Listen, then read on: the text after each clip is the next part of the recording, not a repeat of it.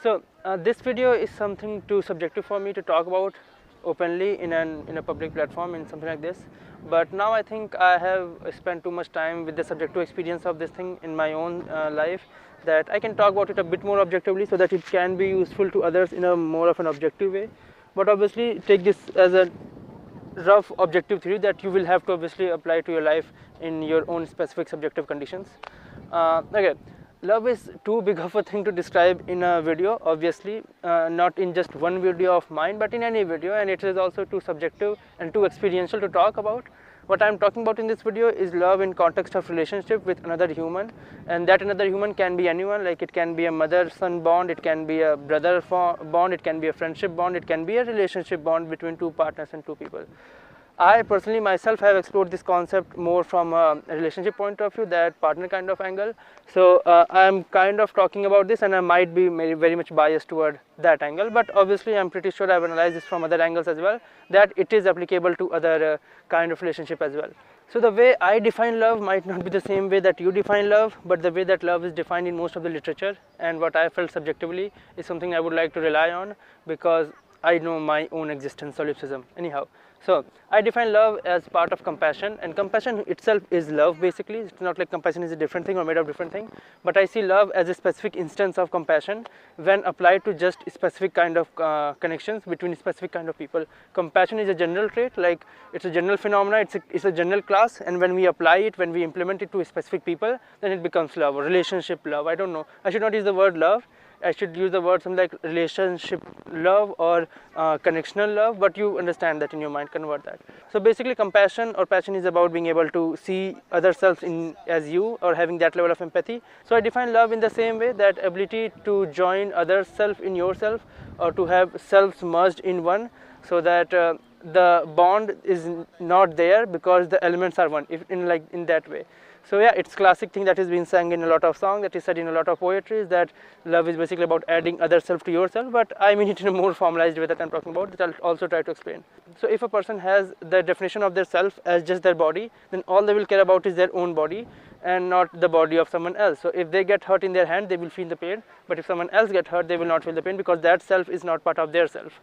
So in case of love, in case of motherly bond, let's say that a child is born from that mother, so if the child will feel the pain, if they get hurt, then the mother will also feel the pain, because that self is part of the mother's self. It can be a bit of enchantment kind of thing, but obviously the love that I'm defining is in the context of relationship, and enchantment is a huge part of any kind of relationship. Obviously the other love is a bigger thing, but I'm just talking about a specific instance of that. I think I have not made it much more clear, but yeah, love, what I'm describing is just a very specific instance of the whole thing that has a lot of enchantment in it. Basically love is about modification and addition of self to yourself. Same goes with the partner thing. If you have just your own self, then other self is not added to you, they are on a surface kind of level, then you will not be able to love them properly, because first you will keep yourself, and there is division between yourself and them and themself and their self. As soon as the division creates, you are not actually in love, you are just having other self and yourself and trying to make a bond kind of thing. Basically the moment when a bond is not required is the moment of love. I think that's how I describe it. So now this addition of self, it's a very critical thing. What I see it as basically two kind of structures or two kind of methods, and it is defined based on the definition of self that you have, because obviously it's a common thing that basically if you want to edit a file in computer, you need to have read access and write access to that file. So you need to have specific rights of that file, then only you can edit it. Same goes for love. If you want to add something to yourself, then you must have that much right and control over yourself. When I say control, I don't really mean the dictatorship kind of control or possessiveness kind of control. By control I mean more of an empathetic and again love and emotional connect kind of thing, emotional control. So basically you should have your own self in your control, or you should have your own self in love with you. Again, self-love is also something that is very widely talked in literature and movies and so on. So self-love is one of the fundamental requirements for love. That is what I'm saying basically. Now when I say self-love, I mean also the understanding of yourself, how yourself works, how you can add things to yourself, how you can remove things from yourself, and how does yourself correlates and connects with other self. So the more you are in connect with yourself, the more you can modify yourself, and the more you can modify yourself, the more easy it is for yourself to add other self to yourself, and that is, the more easy it is for you to love other self. So the more you love yourself, the more you can love other selves. Now, talking about the connections and being able to be connected with yourself or self-love, that is something synonymous with enlightenment in a lot of definitions that I use. So enlightenment, or in Hindi if you understand, adhyatmikta, is one of the fundamental requirements for love. Except that rest all is just trying to proxy love or game love. When I say game, I mean not the game, I mean the proxy gaming kind of thing that happens with machine. Good hearting love basically. So basically you can make it like a correlation kind of thing. The more enlightened a person is, the more self-love they will have, and the more love they can actually have towards some other being or towards some other person.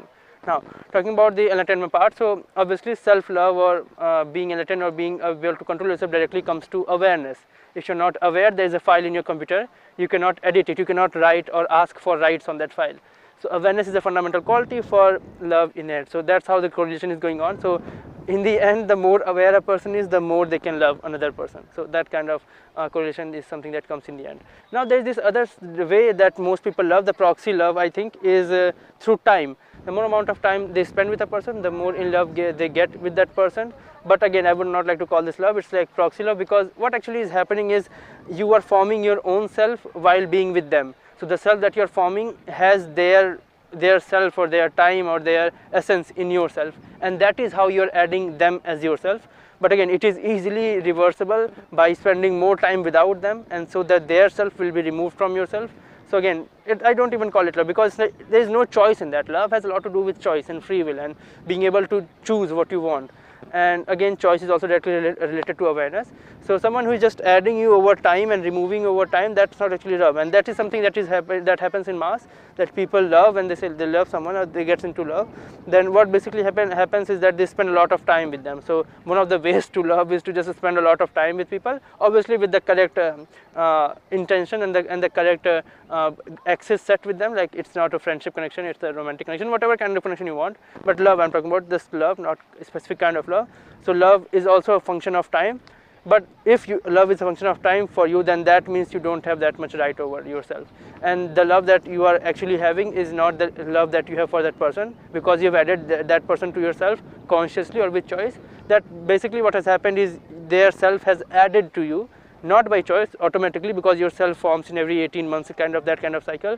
So their self is added to yourself because you have formed a new self while they were with you. So that kind of thing, I don't really call that love, and that something is something that cannot even sustain for longer, because again, if something can be added with time, that can also be removed with time. I'm sorry for this sudden change in audio and video type. I actually recorded 3 videos after the main video, out of which I can only find one. So yeah, you please have to manage with that. Anyhow, so I do understand well enough that there are philosophical dilemmas or problems regarding free will and determinism in general, and given that my whole point is based on free will in some way regarding love, so the whole point of mine can be just completely rejected with the thoughts of determinism, and I just tend to work with free will as my base philosophy. Anyhow, except for that, through these points of awareness, in no way I mean to disregard the value that time holds in formation of any bond, any connection. In fact, I do understand the essential role it plays. What I'm trying to say here is that the people with more awareness, along with time playing an integral role in the formation of connection, they also have some amount of control over it with respect to the will and choice that they can exhibit. The people with no awareness, in a way, are just a function of their external variables that are controlling them in some other way, and are more prone to manipulations and illusion kind of thing. And since external factors were very integral in making the decision in the first place, therefore they might also play a role in getting out of the relationship or connection. So therefore there is no person that is actually doing that. It's just the external variables quantized in some person that you are getting a relationship with. There is no person in the actual sense. Now, coming to the second part, to get some kind of theory or kind of direct correlation between the love a person can have and the awareness they have, there are some kind of proxies that I have formulated for myself specifically, like some proxies that can directly check for awareness in a person. Now, the proxies for awareness is something very subjective to me. I have formulated it for my own uses specifically, but I will try to talk about it in an objective way so that it can also be used by other people, and I hope it works out in some other way.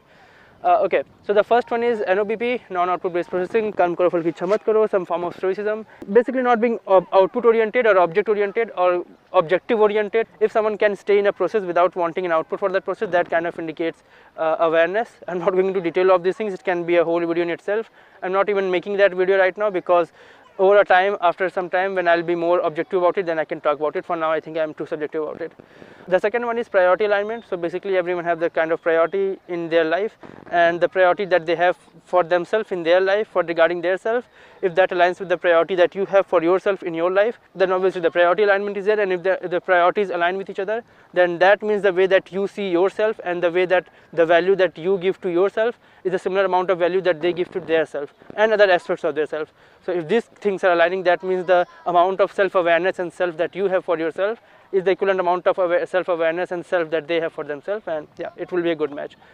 What you can do is you can yourself become more enlightened and more aware and have more self-control or more self-rights over yourself or more self-love. And so for someone to have priority alignment with you, they will also have to have similar amount of self-love and self-priority in their life, and that could be a good match for both of them. But obviously for fundamental love to work, you don't need to have this kind of distribution. Just whatever distribution you have, that should be in sync kind of manner.